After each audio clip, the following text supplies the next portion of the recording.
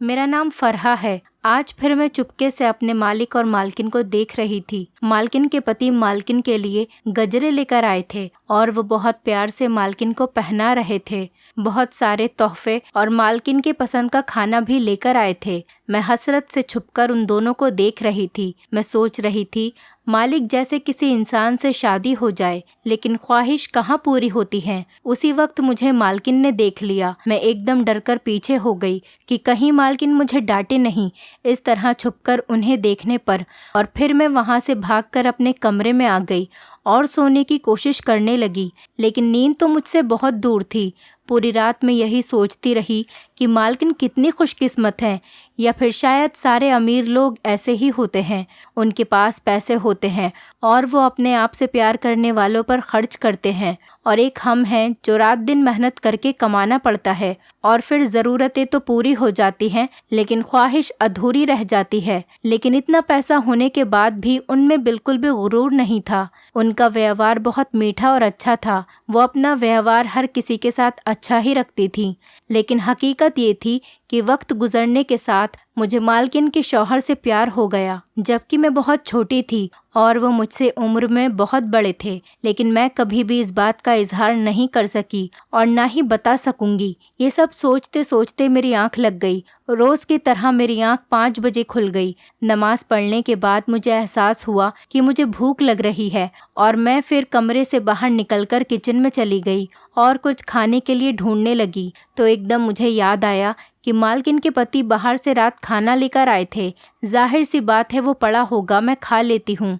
खाना खाने के बाद मैंने थोड़ा इंतज़ार किया और फिर सफाई करना शुरू कर दिया। सफाई करने के बाद मालकिन और उनके शौहर के लिए नाश्ता बनाने लगी। यही मेरा रोज़ का रूटीन था, और जब मालिक काम पर चले जाते तब मैं कमरे से निकलकर बर्तन धोती और फिर मालकिन का कमरा साफ़ करती। आज जब मैं मालिक के जाने के बाद मालकिन का कमरा साफ़ करने गई तो मालकिन मुझसे मुस्कुराकर बोलने लगी कि रात को मैंने तुम्हें देखा था, तुम हमें छुप छुप कर देख रही थी। मेरी तो सांस बंद होने लगी। पता नहीं मालकिन क्या सोच रही होंगी। मैं ही पागल थी जो इस तरह भूखों की तरह उन्हें देखने लग जाती थी। मैं कुछ बोलने ही वाली थी, इतने में मालकिन दोबारा पूछने लगी कि मैं तुमसे कुछ पूछ रही हूँ। फिर मैंने उन्हें जवाब दिया, नहीं मालकिन, मैं तो बस वैसे ही। फिर मालकिन बीच में मेरी बात काटकर कहने लगी, अच्छा छोड़ो, मैं चाहती हूँ कि तुम मेरे शौहर से शादी कर लो, लेकिन उससे पहले मैं तुम्हें उठने बैठने की तमीज़ सिखाऊंगी, अच्छे से बोलना सिखाऊंगी। मालकिन की ये बात सुनकर पहले तो मैं बहुत परेशान हुई। मैंने इनकार कर दिया कि मालिक नहीं मानेंगे। मालकिन कहने लगी कि ये तो मेरा काम है, मैं उनको मना लूँगी। तुम अपना बताओ, तुम करोगी मेरे शौहर से शादी? फिर मैं सोचने लगी कि जब मैं मालिक से प्यार करती हूँ तो मना करने का क्या मतलब निकलता है। इसीलिए मैं एकदम से मान गई। मेरी तो खुशियाँ आसमानों पर पहुँच गई थी। अभी रात ही तो मुझे इस चीज़ की ख्वाहिश थी और सुबह उस इंसान को मेरी तकदीर में लिख दिया गया था। मैं बहुत खुश थी कि मेरी किस्मत बदलने वाली है, ज़िंदगी बदलने वाली थी। मेरा स्टेटस, मेरा सब कुछ बदलने वाला था। लोग मेरी भी वैसी ही इज्जत करते, लेकिन इस सब के लिए पहले मुझे खुद पर मेहनत करनी थी। इसीलिए मैं रोज़ मालकिन के पास जाती और वो मुझे अच्छे और तमीज़ से बात करना सिखाती। फिर वो मुझे डेली अच्छे और नए कपड़े लाकर देती, उनको पहनने और ओढ़ने का तरीका सिखाती, फैशन सिखाने लगी। और तो और काम वाली भी उन्होंने नई रख ली। मुझे तो समझ में ही नहीं आ रहा था कि मालकिन आखिर ये सब क्यों कर रही हैं। लेकिन छोड़ो, मुझे उनसे क्या, और ना ही मैं उनसे ये सब कुछ पूछ सकती थी, क्योंकि जो मेहरबानी वो मुझ पर कर रही हैं मेरे लिए यही काफ़ी था। ऐसे ही रोज़ मालकिन मुझ पर इतनी ही मेहनत करती। वो मुझे जो भी जैसे जैसे सिखाती, जल्दी तो नहीं लेकिन मैं सीख लेती।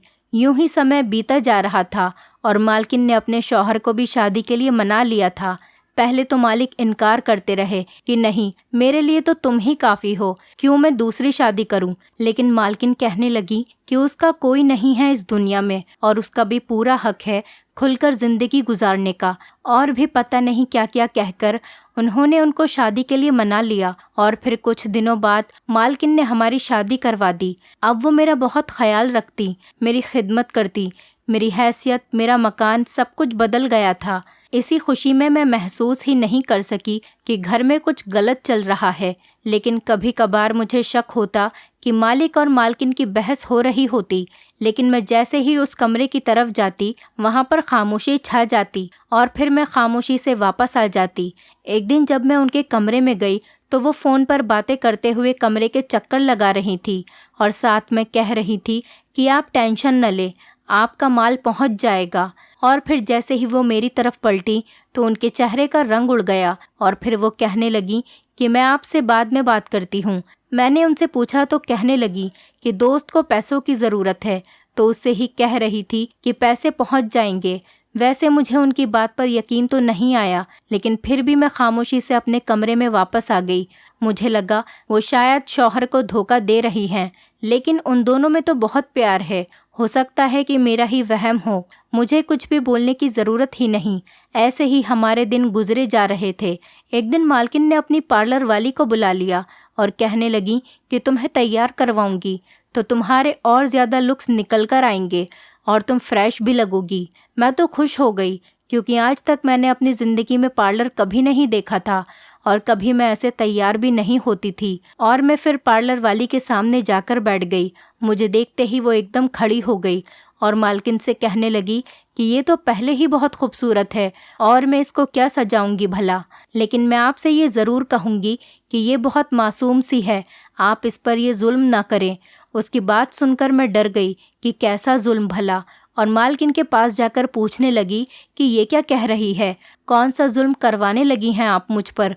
तो मालकिन मुझसे कहने लगी कि इसको तो फालतू बोलने की आदत है, तुम टेंशन न लो, एकदम सुंदर लगोगी तैयार होकर, इसीलिए कह रही है कि तुम्हें तैयार करवाकर तुम्हारे शौहर पर जुल्म न करे और तुम अपनी ज़ुबान बंद करके काम करो। मालकिन की बात सुनकर मुझे कुछ तसल्ली नहीं हुई, लेकिन मैं चुप हो गई और फिर एंड में वो पार्लर वाली को सही करके कमरे से चली गई। मालकिन के बाहर जाते ही मैं एकदम उस पार्लर वाली के पास गई और उससे पूछने लगी कि तुम बताओ कि तुम क्या कहना चाह रही हो। और फिर उसने ऐसी बात बताई कि मैं तो हैरत में रह गई और मैं डर की वजह से भागने लगी। लेकिन मालकिन ने, मेरा ताल्लुक गरीब घराने से था, शुरू से ही हमने गरीबी में अपनी ज़िंदगी गुजारी थी। अम्मी और अब्बू रंग में थोड़े सांवले थे, जबकि मेरा रंग बहुत खिला खिला था। देखने वाला कभी सोच ही नहीं सकता कि मैं ऐसे घराने से हूँ, और मेरी सूरत शक्ल भी अम्मी अब्बू से बहुत अलग थी। मोहल्ले वाले तो कहते थे कि तुम उनकी बेटी लगती ही नहीं हो, ऐसा लगता है कि कहीं से चुरा कर लाए हैं, और मैं अपनी तारीफ सुनकर हंस पड़ती थी। मेरे अम्मी और अब्बू दोनों बीमार थे, लेकिन फिर भी मेरे अब्बू ने मुझे 12th करवाया था। मेरे अब्बू फलों का ठेला लगाते थे और मेरी अम्मी लोगों के घरों में काम किया करती थी। जब मैं दोनों को इस तरह मेहनत करते हुए देखती थी, तब मुझे एहसास होता था कि मेरे अम्मी पापा मेरे लिए कितनी मेहनत करते हैं। मुझे भी उनकी मेहनत का सिला देना था, इसीलिए मैं बहुत दिल लगाकर पढ़ती थी। लोग तो मुझे बहुत बातें भी सुनाते थे कि इस गर्मी में तुम्हारे बाप तुम्हारे लिए कमाकर ला रहे हैं, अगर उसे कुछ हो गया तो तुम दोनों माँ बेटी बैठी ही रह जाओगी। उनकी ये बात सुनकर मुझे बहुत डर लगता, और जैसे ही मेरे 12th के एग्ज़ाम होने लगे, उससे 2 महीने पहले मेरे पापा का इंतकाल हो गया। लोगों का कहा सच हो गया था। मुझे इस सब में कहीं ना कहीं अपनी ही गलती नज़र आ रही थी कि काश मेरे पापा मेरी पढ़ाई का बोझ न लेते तो आज ये सब ना हुआ होता। अब्बू के इंतकाल ने मुझे और मेरी माँ को तोड़ कर रख दिया था, लेकिन फिर भी मैं 12th का एग्ज़ाम देने जाती कि अब्बू का ख्वाब पूरा कर सकूं। अम्मी की तबीयत ख़राब रहने लगी थी, इसीलिए अम्मी की नौकरी भी छूट गई थी। घर में फाके होने लगे थे, इसीलिए 12th के बाद आगे की पढ़ाई का फ़ैसला छोड़कर मैंने भी अम्मी का काम अपनाया और लोगों के घरों में काम करना शुरू कर दिया। सारा दिन मैं लोगों के घर में काम करती रहती। जब अम्मी की तबीयत ठीक हुई तो उसके बाद भी मैंने अम्मी को काम करने नहीं दिया, बल्कि खुद यही काम करती रही। ऐसे ही हमारी ज़िंदगी गुजर रही थी। इज्जत से 2 वक्त की रोटी खाई जाती, यही काफ़ी था हमारे लिए। एक दिन यूं ही मैं और मेरी सहेली बैठे हुए थे तो वो कहने लगी कि मैं एक औरत को जानती हूँ जो बहुत ज़्यादा अमीर है और उसका घर भी बहुत बड़ा है। उसे काम करवाने के लिए एक नौकरानी की ज़रूरत है, तू जाकर ट्राई कर, मुझे लगता है कि तुझे ये काम मिल जाएगा और अच्छी सैलरी भी होगी। उसकी बात सुनकर मैं बहुत खुश हो गई और औरत का एड्रेस लेकर उसके घर आ गई। मैंने अम्मी को बताया था तो वो कहने लगी कि कर ले जहाँ पर तुझे आसानी लगे। मैं दूसरे दिन उस औरत के पास गई और उसे अपनी सारी कहानी बताई और मैं उनसे रिक्वेस्ट करने लगी कि मुझे काम पर रख लो और उनको मुझ पर रहम आ गया और उन्होंने मुझे काम पर रख लिया। सुबह 9 बजे से काम पर जाती और शाम के 6 बजे काम से वापस आ जाती थी। टोटल 4 बंगलों में मैं उस वक्त काम किया करती थी। बारी बारी सबके घर जाती और काम के दौरान उनकी कीमती चीज़ें भी वहाँ से उठाकर लाती। मेरी अम्मी मुझे बहुत डांटती कि ये तू क्या काम करती है, सारी ज़िंदगी मैंने इज्जत से तुझे खिलाया है और अब तू इस तरह की चोरियाँ करने लगी, खुद के साथ मेरी इज्जत भी दांव पर लगाएगी। और मैं बस यही कहकर टाल देती कि अम्मी तुम क्या जानो अमीरों के चस्के। अम्मी बस अफसोस में सर हिलाती रहती और मेरा यही रूटीन बन गया था और धीरे धीरे मेरी अम्मी की तबीयत खराब रहने लगी। एक दिन वो भी मुझे इस जालिम समाज में अकेला छोड़कर चली गईं। अम्मी के जाने के बाद मेरे लिए हालात का मुकाबला करना बहुत मुश्किल हो गया था। घर आती तो सन्नाटा होता और फिर मेरा घर आने का दिल ही नहीं करता। इसीलिए मैं जिस जिस बंगले में काम करती थी उनकी मालकिन से कहने लगी और दरख्वास्त करने लगी कि मुझे यहाँ पर रहने की इजाज़त दे दें। मेरा इस दुनिया में अब कोई भी नहीं रहा। मुझे उम्मीद थी कि उनमें से कोई एक तो मान ही जाता और वही हुआ। जिस औरत का मुझे मेरी दोस्त ने बताया था वो औरत मान गई मुझे अपने घर में रखने पर। अब मैं उन्हीं के घर में रहा करती थी और उनके सारे काम किया करती थी। खाना बनाती, नाश्ता, सफाई, बर्तन धोना और रोटियां बनाकर देना, सब के सब काम मेरे हवाले थे। मेरी मालकिन बहुत अच्छी थी, वो मेरी हर ज़रूरत को पूरा किया करती थी। उनकी जितनी भी अच्छाई करूं उतनी ही कम है। मेरी मालकिन और उनके शौहर में बहुत ज़्यादा प्यार था। रोज़ घूमने जाते, डिनर करते, मालिक रोज़ नए तोहफे उन्हें लाकर देते। वो बहुत खुश होती और उन्हें खुश देखकर मैं भी खुश हो जाती थी। शुरू शुरू में तो ये सब चलता रहा, लेकिन धीरे धीरे मुझ में जलन पैदा होने लगी कि मालकिन का पति उनसे कितना प्यार करता है, रोज़ नई नई महंगी महंगी चीज़ें लाकर देता है और उनको देखकर मेरा दिल भी चाहता कि मेरे पास भी ये सब चीज़ें हों। और मैं सफाई के दौरान वहाँ से भी कीमती चीज़ें चुरा लेती और अपने कमरे में जाकर एक बैग में रख देती थी ताकि मुझे कभी यहाँ से जाना पड़ जाए तो मेरे पास थोड़ा बहुत तो माल हो। मेरा मानना था कि उनके घर में बहुत ज़्यादा चीज़ें थीं, उनमें से कोई एक दो ले भी लूँ तो उन्हें क्या पता चलेगा और कौन सी उनकी शान में कोई कमी आ जाएगी। इसी तरह मैं इधर ज़िंदगी गुजार रही थी। एक दिन मेरी नज़र मालकिन की सबसे कीमती चीज़ मतलब कि उनके शौहर पर मेरा दिल आ गया। मुझे किसी भी तरह उन्हें हासिल करना था, लेकिन मुझ में ये सब मालकिन या मालिक से कहने की हिम्मत नहीं थी, इसलिए चुप रहती। एक दिन मेरी खुशी का कोई ठिकाना नहीं रहा जब मेरी मालकिन ने मेरी शादी अपने शौहर से करवा दी।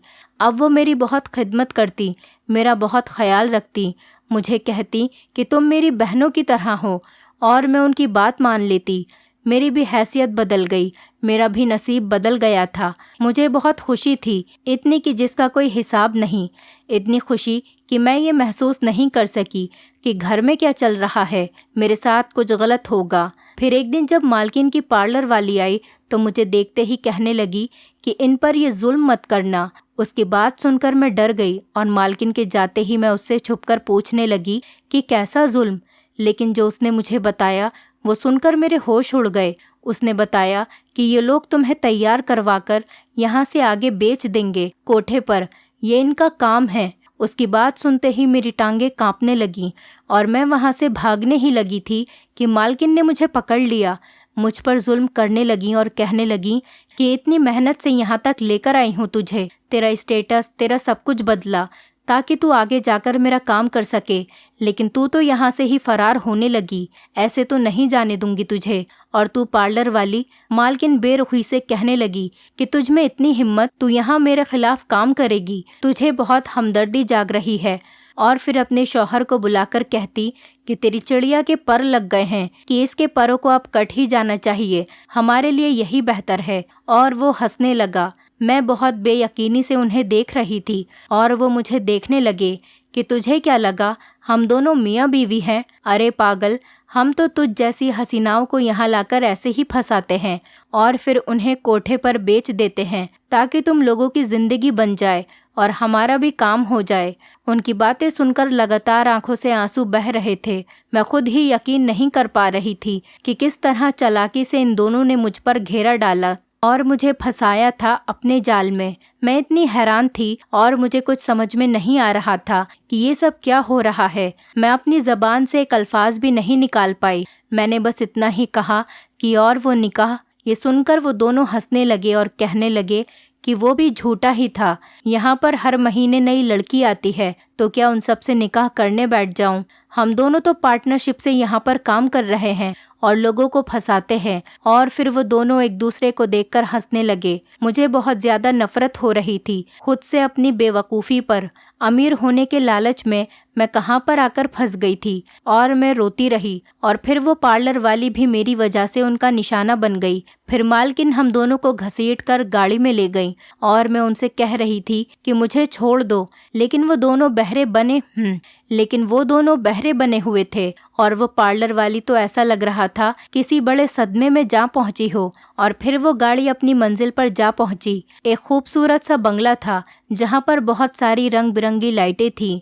बाहर से देखने में जितना प्यारा था, अंदर उतने ही भयानक काम होते थे वहाँ पर। मेरी टांगे डर की वजह से कांप रही थी। तभी कुछ लोग आए और हमें अंदर ले गए। और फिर हमें अंदर ले जाते ही बोला गया कि आज रात महफिल सजाई जाए।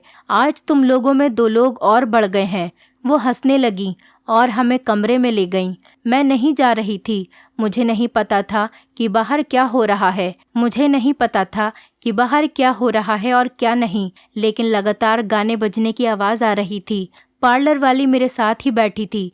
मैं उसे हिलाने लगी कि तुम कुछ बोल क्यों नहीं रही हो, कि मैं बहुत ज़्यादा शर्मिंदा हूँ क्योंकि मेरी वजह से तुम्हें भी यहाँ पर आना पड़ा।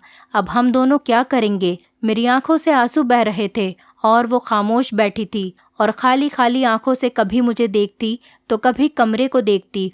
और फिर कहने लगी कि आज से 3 साल पहले मैंने अपनी दोस्त को यहाँ पर भेजा था पैसों के लालच में। वो यतीम थी और वो बहुत रो रही थी। कह रही थी कि मेरे घर मेरी माँ इंतज़ार कर रही है, मुझे जाने दो। लेकिन मैं कठोर बनी रही और उसे कुछ पैसों के खातिर मैंने उसे बेच दिया। और फिर जब उसकी अम्मी को पता चला तो वो ये सदमा बर्दाश्त नहीं कर सकी और वो इंतकाल कर गई। ये सब मेरी दोस्त की बद्दुआ की वजह से ही हुआ है। रब उसके साथ बुरा करने का बदला ले रहा है। पार्लर वाली की बातें सुनकर मेरे रोंगटे खड़े हुए थे कि क्या दोस्त ऐसी भी हो सकती है। लेकिन मेरी दोस्त ने भी कुछ ऐसा ही किया था, ये जानते हुए कि वो औरत गलत काम करती है। फिर भी उसने इधर मुझे काम करने के लिए भेजा। मेरी आंखों के आंसू कभी नहीं रुकते। मैं इसी दलदल में फंस चुकी थी कि जिससे मैं कभी यहाँ से नहीं निकल सकती। और मेरे साथ में वो पार्लर वाली भी लगातार रो रही थी। जब अगले दिन हमें वहाँ से निकाला और जब कुछ कोठे वाले मेरे पास आए तो वो डरने लगी। अब मैं अपने रब से बस इतना ही कह रही थी कि मुझे बचा ले, मुझे यहाँ से निकाल दे। लेकिन वहाँ पर बातें होने लगी कि बड़े साहब हमें जान से मार देंगे। उनकी बातें कुछ समझ में नहीं आ रही थी और मैं सवाली नज़रों से सबको देख रही थी। फिर वो मुझसे कहने लगे कि तुम वही हो ना, बड़े साहब की बेटी। मैं कहने लगी कि मैं नहीं जानती किसी बड़े साहब को। तो वो कहने लगे तुम उन्हीं की बेटी हो, हम पहचान गए हैं तुम्हें, तुम फिक्र मत करो, हम तुम्हें उन तक पहुंचा देंगे। ये बात सुनकर मेरी रूह कांपने लगी थी कि अब न जाने मेरी किस्मत मुझे कहाँ लेकर जा रही है। और मैं इनकार करने लगी कि मुझे कहीं नहीं जाना, मैं किसी की बेटी नहीं हूँ। मेरे पापा तो कब के मर गए, लेकिन किसी ने मेरी बात का भरोसा नहीं किया और सब वहाँ से चले गए। सारा दिन मेरा इसी परेशानी में गुजरा। लोग मुझे अजीब प्रोटोकॉल देने लगे, मेरे आगे पीछे घूमने लगे। मैं बस इतना ही सोचती, क्या मेरी जिंदगी बस ऐसे ही चलती रहेगी? अम्मी अब्बू के जाने के बाद मुझे ये सब बर्दाश्त करना था, तो काश वो लोग इस दुनिया से ही नहीं जाते। मुझे अपनी जंग अकेले ही लड़नी है। उन सबों के बिहेवियर से मुझे ऐसा लग रहा था कि ये लोग मुझे फंसा रहे हैं। पूरी रात में रोती रही, ये सोचकर कि कल सुबह मुझे नए घर भेज दिया जाएगा। वहाँ के लोग पता नहीं कैसे होंगे और मेरे साथ क्या व्यवहार करेंगे। कहीं लोग मुझे आगे तो नहीं बेच रहे। बुरे से बुरे ख्याल मेरे जहन में आते रहे और अगले दिन सुबह को लोग मुझे किसी बड़े साहब के घर छोड़ आए। मैं उनको कह भी रही थी कि मैं उनकी बेटी नहीं हूँ, लेकिन उन्हें अपनी जान बहुत प्यारी थी, इसीलिए वो किसी की बेटी किसी के घर छोड़कर आ गए थे। जब मैं वहाँ उसके घर गई तो वहाँ बाहर नाम लिखा था मुबीन। इतना तो मैं समझ गई थी कि इस नाम का कोई बंदा है ये, लेकिन मैं उनकी बेटी कैसे हो सकती हूँ। अंदर गई तो एक आदमी खड़ा था जो बहुत ज्यादा बुढ़ा तो नहीं था, लेकिन ज्यादा जवान भी नहीं था। कहीं कहीं झुर्रियाँ थीं उसके चेहरे पर। उन्हें देखकर साफ लग रहा था कि वो ज़्यादा उम्र का आदमी नहीं था, बल्कि उन्हें बेटी के गम ने ऐसा कर दिया था। तो उस आदमी ने मुझे अपने गले से लगा लिया और फिर कहने लगा कि बेटी तुम कहाँ थी, मैंने तुम्हें न जाने कहाँ कहाँ ढूंढा। उनकी बात सुनकर मैं चुप रही, लेकिन वो कहने लगे कि मुझे पता है तुम नाराज हो अपने अब्बा से। उनकी ये बात सुनकर मैं चुप रही और मेरी आंखों से आंसू आ गए। इतने टाइम बाद किसी ने मुझे बेटी कहा, इतना प्यार जताया मुझ पर। मैं उनके एकदम गले लग गई और रोने लगी और वो मुझे ये कहकर चुप करवाते रहे, अपने अब्बा पर भरोसा रखो, मैं तुम्हें कहीं नहीं जाने दूंगा। गुजरते वक्त के साथ मुझे एहसास हुआ कि ये एक अच्छा इंसान है जो अपनी बेटी समझकर मुझे बहुत प्यार दे रहा है। लेकिन मेरे दिल में एक डर सा था कि मैं अगर यहाँ से भाग कर गई तो लोग मुझे तरह तरह की बातें सुनाएंगे, बद किरदार कहेंगे। इसीलिए मैं उनके साथ उनकी बेटी बनकर वहीं रही। एक दिन मैंने फ्रेम देखा जिसमें ये अंकल थे और उनके साथ उनकी बेटी जो कि बिल्कुल मेरे जैसी थी। मुझे बहुत हैरत हुई कि ऐसे कैसे मुमकिन है कि दो लड़कियां एक जैसी शक्ल और सूरत की हों। मुझे लगा कि ये लोग मुझे ट्रैक करने की कोशिश कर रहे हैं। उसी रात मुझे बाहर से शोर की आवाज़ आने लगी। जब मैंने खिड़की से झांक कर बाहर देखा तो मुझे महसूस हुआ कि उस घर की असली बेटी वापस आ गई है। बहुत देर तक तो मैं अपने पैरों पर खड़ी रह गई। ये वाकई में सच ही था, उनकी बेटी बिल्कुल मेरे जैसी थी और वापस आ गई थी। मेरे दिल में ये डर आने लगा कि कहीं ये लोग मुझे पुलिस के हवाले न कर दें, ये समझकर कि मैं यहाँ पर कुछ गलत काम करने के लिए आई हूँ, या कोई इल्ज़ाम लगाकर या कोई चोर समझकर। मैं तो दुपट्टा ओढ़कर घर के पिछले रास्ते से बाहर निकल गई और भागकर उसी कोठे पर आ गई। मुझे देखकर वो लोग कहने लगे कि तुम समझते क्यों नहीं हो, तुम्हारा बाप हमें जान से मार देगा, चली जाओ यहाँ से। और फिर मैंने उन्हें बताया कि वो जिस आदमी को मुझे उनकी बेटी बनाकर छोड़कर आए थे, उनकी असली बेटी वापस आ गई है। अब आप लोगों को यकीन हो गया होगा कि मैं सच में उसकी बेटी नहीं हूँ। मेरी बात सुनकर सब चुप हो गए और मैं वापस अपने कमरे में आ गई। लेकिन मेरा दिल भी बहुत उदास था। दोबारा बाप जैसी नेमत के छिन जाने पर मैं अंदर अकेली बैठी रोती रही। बाकी लोग दरवाज़ा खटखटा रहे थे, लेकिन मैं बहरी बनी बैठी रही उस आदमी का अपनी बेटी के लिए प्यार देखकर। लेकिन कुछ घंटों बाद मैंने अपने जज्बात पर काबू पाया और फिर मैं बाहर आई। लड़कियां मुझे देखकर बस यही कहती जा रही थी कि तुम्हारी तो लॉटरी लग गई है, कितने दिन तुम ऐश के गुजार कर आई हो। लेकिन मैं खामोश रहती। 3 दिन बाद उस कोठे पर रेड पड़ गई थी और साथ में वो साहब भी आए थे और फिर पुलिस सबको बारी बारी ले जाने लगी। सब लोग एक दूसरे के कान में फुसफुसा रहे थे कि कहीं इस लड़की ने तो ये सब नहीं करवाया, और सब लोग मुझे शक की निगाहों से देखे जा रहे थे। लेकिन यह हैरान करने वाली बात थी मेरे लिए, वहाँ पर कोई भी नहीं था। पूरा कोठा खाली हो गया था, बस मैं ही बची थी। पुलिस भी जा चुकी थी। फिर वो आदमी मेरे पास आया और मुझे गले से लगाकर फिर उसने वही अल्फाज दोहराए कि बेटी तुम कहाँ चली गई थी, तुम्हें कितना ढूंढा हमने, तुम कहीं मिली ही नहीं। और इस बार मैं खाली निगाहों से उन्हें देख रही थी। और फिर वो मुझे अपने साथ अपने घर ले गए। मैं जब वहाँ गई तो वो लड़की जो उनकी बेटी थी वो पहले से ही वहाँ पर थी और उसके हाथ में कुछ था। मैं कभी उस लड़की को देखती तो कभी उस लड़की के बाप को। वो मुझे अपनी बेटी के पास ले जा रहे थे और वहाँ जाकर उन्होंने मुझे अपनी बेटी के पास बैठा दिया। जब मैं उनकी बेटी के पास बैठी तो उनकी बेटी ने फ्रेम मुझे पकड़ा दिया जिसमें अंकल और उनकी बीवी थी और दोनों के हाथों में एक एक बच्चा था। मैं हैरत से उन्हें देखने लगी तो वो मुझसे कहने लगे कि हाँ, ये भी सच है, तुम दोनों जुड़वा बहनें हो। तुम दोनों को जब तुम्हारी माँ ने जन्म दिया तो वो बहुत बीमार रहने लगी, इसीलिए हमने घर पर काम करने के लिए एक नौकरानी को रख लिया। ये तुम्हारी माँ के साथ साथ तुम दोनों का भी ख्याल रखती थी। मैं उस पर अंधा भरोसा करके काम पर चला जाता था। उसने उसी का फ़ायदा उठाया और वो तुम्हें अगवा करके वहाँ से ले गई और मैंने उसे बहुत ढूंढा, लेकिन वो मुझे कहीं नहीं मिली और तुम्हारी माँ इस दुनिया से चली गई। अपनी बेटी के ना मिलने का दुख और फिर अपनी बीवी से बिछड़ जाने का गम, मुझे तो किसी भी तरह सब्र नहीं आ रहा था। और फिर मैंने सब्र किया और अपनी इस बच्ची को बहुत मेहनत से पाला और बहुत पढ़ाया लिखाया, लेकिन फिर ये भी एक दिन गायब हो गई। मैंने हर जगह इसे ढूंढा, हर यूनिवर्सिटी, हर शहर में जगह जगह रेड पड़वा कर मैंने सब कुछ बंद करवा दिया, लेकिन ये मुझे कहीं नहीं मिली और तुम मिल गई। जिस दिन तुम यहाँ पर आई थी